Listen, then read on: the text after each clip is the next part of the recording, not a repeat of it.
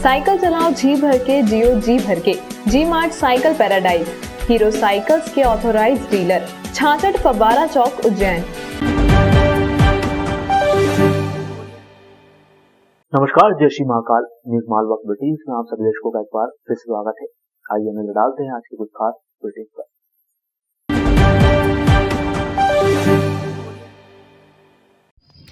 महाकालेश्वर मंदिर परिसर के विस्तार और सौंदर्यीकरण के लिए स्मार्ट सिटी कंपनी द्वारा कराए जा रहे पहले चरण के निर्माण कार्य अब पूरा होने की स्थिति में आ गए हैं।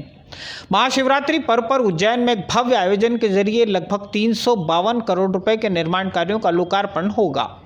स्मार्ट सिटी कंपनी अकेले महाकालेश्वर मंदिर क्षेत्र में ही लगभग 752 करोड़ रुपए खर्च कर यहां विस्तार और सौंदर्यीकरण का काम कर रही है।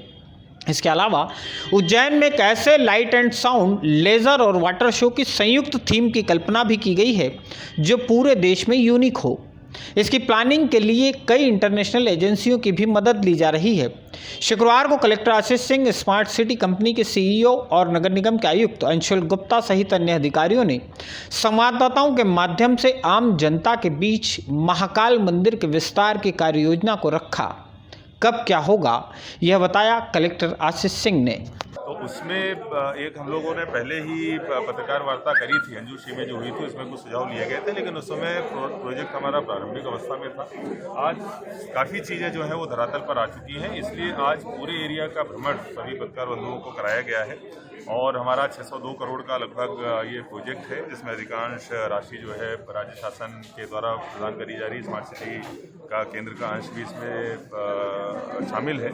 इसके अलावा भूमि अधिग्रहण के लिए भी लगभग 150 करोड़ रुपए, तो लगभग 750 करोड़ रुपए का प्रोजेक्ट हो रहा है। इसकी सभी के द्वारा इसका निरीक्षण किया गया है। कुछ बहुत अच्छे सुझाव भी हमको दिए गए हैं और उन सुझावों पे अमल करते हुए, और खासतौर पर एक जो मीडिया सेंटर का सुझाव था उस पर अमल करते हुए हम लोग जो सुझाव हम लोगों ने नोट किए उसके हिसाब से हम लोग काम करेंगे।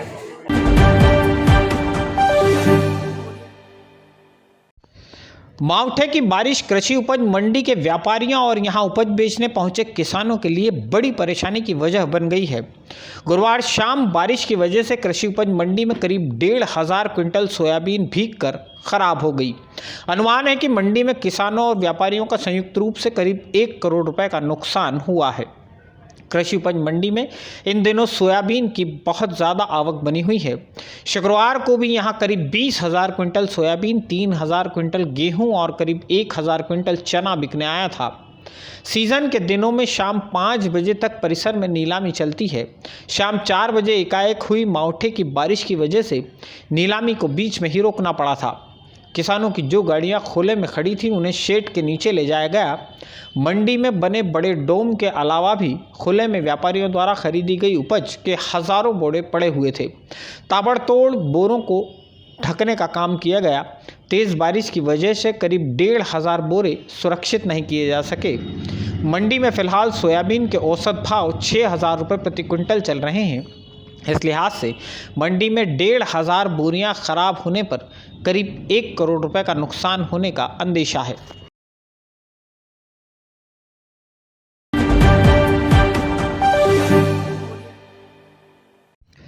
कोरोना का खौफ कम होने के बाद महाकालेश्वर मंदिर में देश भर से आने वाले श्रद्धालुओं की संख्या बढ़ी है। दर्शनार्थियों की संख्या बढ़ी तो चोरों की भी चांदी होने लगी। मंदिर क्षेत्र में शुक्रवार को गुजरात से आई एक महिला श्रद्धालु के गले से सोने की चेन चोरी हो गई।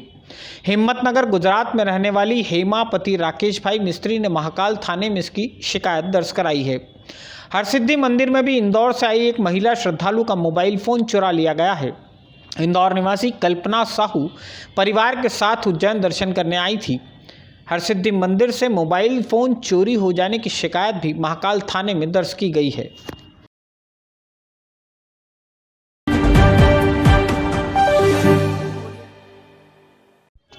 भारत के प्रधान न्यायाधीश एन.वी. रमन ने शुक्रवार सुबह महाकालेश्वर मंदिर में भस्म आरती के दौरान ज्योतिर्लिंग के दर्शन किए।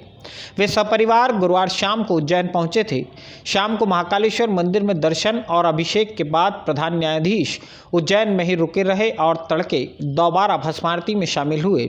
मंदिर के पुजारी पंडित आशीष गुरु ने शुक्रवार तड़के श्री रमन और उनकी धर्मपत्नी से पूजन करवाया। सुबह भस्म आरती दर्शन के बाद प्रधान न्यायाधीश इंदौर के लिए रवाना हो गए।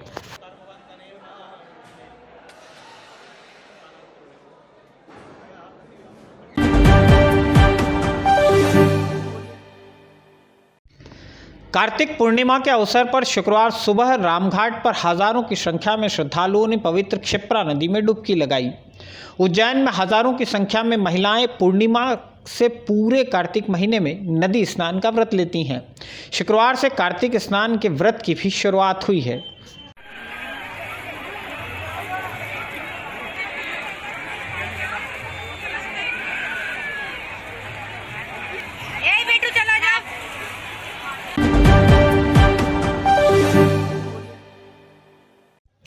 सिख पंथ के संस्थापक भगवान गुरु नानक देव जी की 352वीं जयंती के उत्सव को प्रकाश पर्व के रूप में मनाया गया।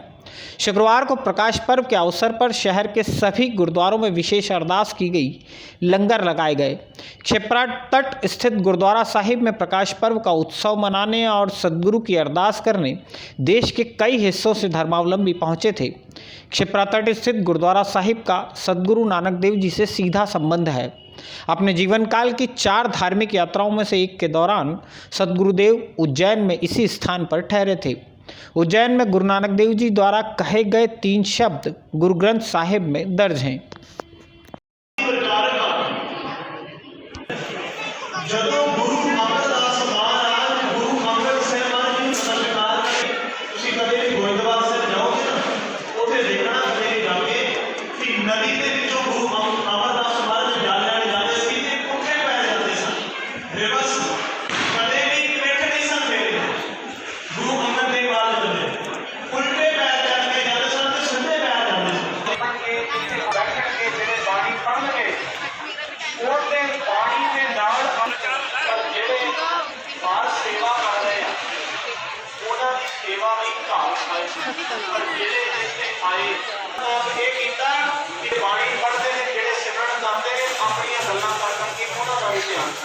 चार धार्मिक यात्राएं जिनको हम उदासियां कहते हैं, उनके दौरान स्थान स्थान पर जाकर जो धर्म प्रचार किया, धर्म की रक्षा की, सिक्खी पंथ के जो प्रणेता हैं उन्होंने अपने इन यात्राओं के दौरान तीसरी उदासी में सदगुरु सच्चे पातशाह गुरु नानक साहब इस पावन क्षिप्रा नदी के तट पर इस इमली के नीचे आकर विराजमान हुए और उन्होंने राजा भर्तरी को उनके जीवन के कल्याणता के लिए उन 3 शब्दों के द्वारा 3 शब्द जो गुरु ग्रंथ साहब में दर्ज हैं उनके द्वारा वो उनको उपदेशित किया और उनके जीवन को धन्य किया।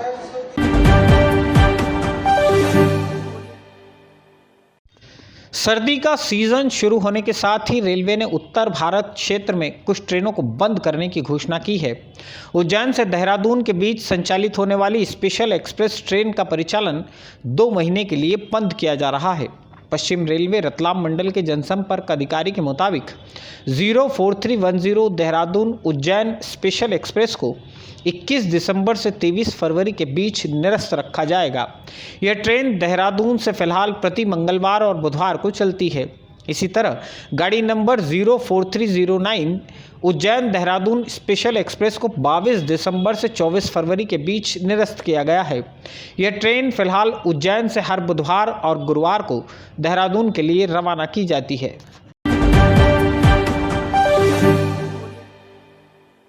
आज के बुलेटिन में फिलहाल इतना ही। अगला इनका में फिर होगी मुलाकात नए बुलेटिन के साथ। तब तक के लिए जय श्री महाकाल।